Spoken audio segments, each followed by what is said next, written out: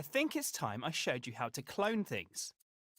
It'll come in useful now that Cuthbert seems to have got himself stuck again. If I can get Connie to help, we can use the clone tool to rescue him. With this tool, you can make exact copies of anything in the scene, which makes it one of the most useful tools in a Dreamshaper's toolbox. You'll also get a chance to practice all the other tools that you've learned so far. If we get Connie off this platform, maybe she'll help us out. Let's use the clone tool on this one small block to create a bridge. Remember how we used the L1 button to modify how the grab cam and the left stick work? Well, it can also change how the grab button works. Hover over the floating block with your imp and hold L1. Now grab the block with R2. And remember that if you press it gently, you can move it more slowly. And now you have another block.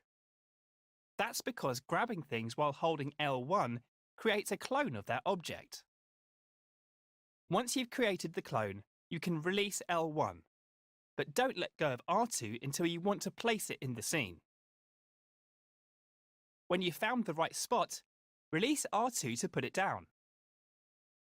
You can treat a cloned object just like you would any other element. You can move it with R2, rotate it with L2, and scale it up and down with the directional buttons.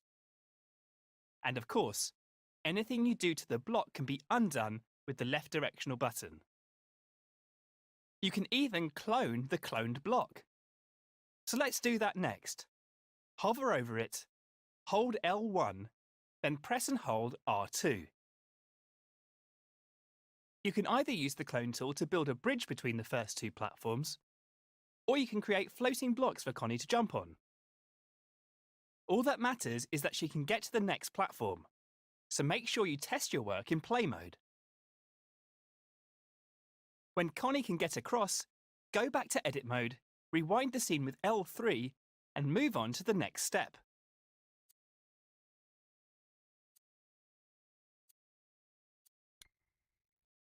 Getting Connie to that third platform looks easy enough. There's half of an arched bridge between them, so we can just clone this block to finish it off. OK then, hold L1 and grab the block with R2 to clone it. Let go of L1 to stop cloning.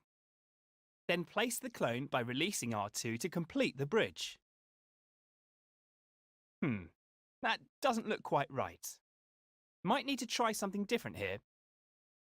Why don't we rotate the clone by holding L2 over it, then push the right stick sideways? Well, it's better, but now the designs don't match. We should probably undo everything with the left button and start again. This time, we'll make the arches match up by flipping the clone. Here's how you flip objects. First, hover over the arch and hold L1. Then gently grab the arch with R2 to create a clone. Remember, release L1 once you've made the clone. You have to release it so the next part works. Here comes the cool part. While still holding the arch, click the L3 button on your controller to flip the arch horizontally.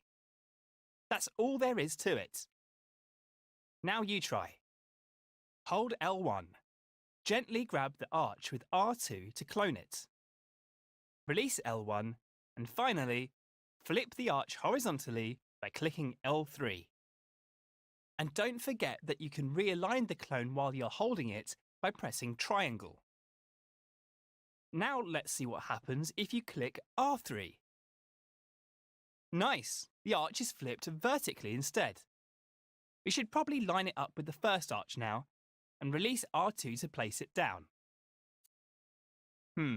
We probably should have flipped it back first. No problem. I'll just grab it with R2 and flip it again with R3. Time to switch over to play mode and see how things are working. If Connie can get across the bridge to the third platform, you're ready to move on.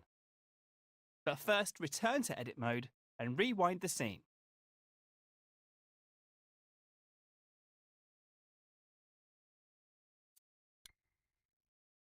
OK, Connie, we've almost made it to the door. Ah, but Connie's going to have to go across and up now. Good thing you already know how to make clones, because we're going to need them. So hold L1 and grab the block with R2 to clone it. Now place that clone a little higher than the original, and you know what? There's a better way. So let's undo that with the left directional button. We're going to try a new technique called repeat cloning. I bet you can already guess what it does. That's right, it lets you make lots of clones at once. Let's give it a go. Hover over the block again, hold L1 and gently press and hold R2. Release L1 once you've made the clone, and move the block up and along. Don't put it down yet though.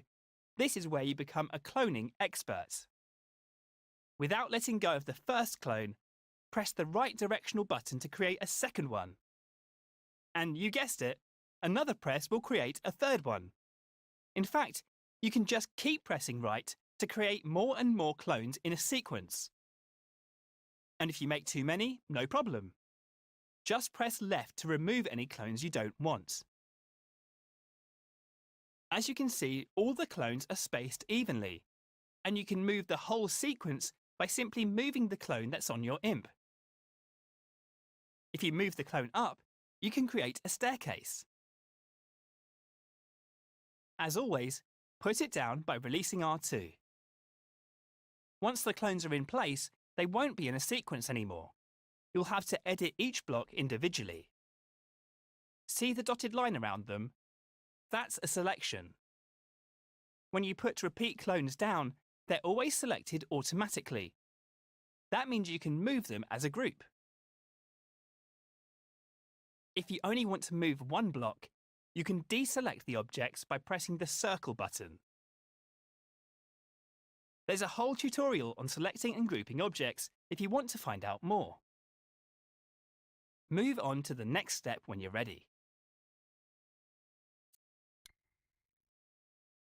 Let's get back to the staircase. It's looking pretty good, but I have one more thing to show you before you move on. Let's get rid of all the clones we've made by pressing the left button a few times. You'll notice all the repeated clones are undone together. Now hover over the first block, hold L1, then grab it to create a new clone. Remember to release L1 once you've made the clone. Otherwise, the next bit won't work. This time, move the block where you want the last step of the staircase to be. There, right in front of the door.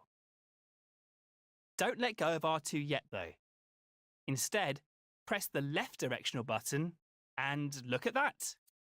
You've created a sequence of clones between your imp and the original block. You can keep pressing left to create more steps, or right to remove them. Once you're happy with your staircase, let go of R2 to place it in the scene. You can create incredible shapes with repeat cloning, so feel free to experiment. How you position the first clone will affect all the repeated clones. Rotating the clones, for example, will let you build ramps and spirals. And if you scale the clone with the up button, you can create a sequence that increases in size. So try different approaches and see what you can come up with. If the path is clear for Connie, switch over to play mode to test the scene. Get Connie to the final platform and then get her to open the door for Cuthbert. If you feel like you've mastered cloning and flipping, walk Connie through the door to complete the tutorial. Good work, Connie.